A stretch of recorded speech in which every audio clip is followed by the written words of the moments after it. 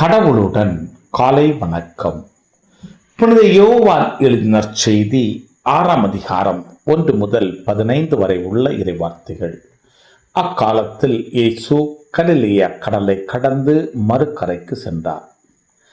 அதற்கு திபேரிய கடல் என்றும் பெயர் உண்டு.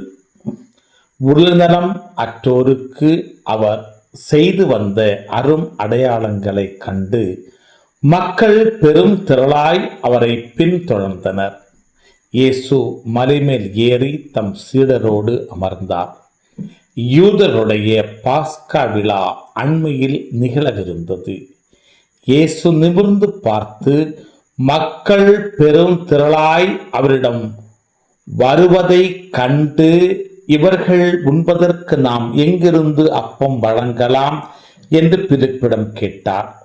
தாம் செய்ய போவதை அறிந்திருந்தும் அவரை சோதிப்பதற்காகவே இக்கேள்வியை கேட்டார். பிலிப்பு மறுமொழியாக, 200 தெனாரியத்திற்கு அப்பம் வாங்கினாலும் ஆளுக்கு ஒரு சிறு துண்டு கிடைக்காதே என்றார். அவருடைய சீடரில் ஒருவர், சீமோன் பேதுருவின் சகோதரருமான அந்திரேயா, இங்கே சிறுவன் ஒருவன் இருக்கிறான், அவரிடம் 5 வார்கோதுமை அப்பங்களும் 2 மீன்களும் உள்ளன. ஆனால் இத்தனை பேருக்கு இவை எப்படி போதும் என்றார். இயேசு, மக்களை அமரச் செய்யுங்கள் என்றார். அப்பகுதி முழுவதும் புல்தரையாயிருந்தது. அமர்ந்திருந்த ஆண்களின் எண்ணிக்கை ஏறக்குறைய 5000. இயேசு அப்பங்களை எடுத்து கடவுளுக்கு நன்றி செலுத்தி அமர்ந்திருந்தோருக்கு கொடுத்தார். அவ்வாறே மீன்களையும் பகிர்ந்தளித்தார். அவர்களுக்கு வேண்டிய மட்டும் கிடைத்தது. அவர்கள் வயிறார உண்டபின் ஒன்றும் வீணாகாதபடி எஞ்சிய துண்டுகளை சேர்த்து வையுங்கள் என்று தம் சீடரிடம் கூறினார். மக்கள் உண்டபின் 5 வார்கோதுமை அப்பங்களிலிருந்து எஞ்சிய துண்டுகளை சேர்த்து சீடர்கள் 12 கூடைகளில் நிரப்பினார்கள்.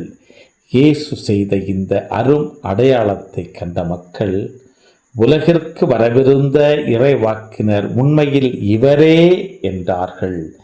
அவர்கள் வந்து தம்மை பிடித்து கொண்டு போய் அரசராக்கப் போகிறார்கள் என்பதை உணர்ந்து இயேசு மீண்டும் தனியாய் மலைக்கு சென்றார். கிறிஸ்துவின் நற்செய்தி. இந்த நாள் இனிய நாளாக அமைய வாழ்த்துக்கள்.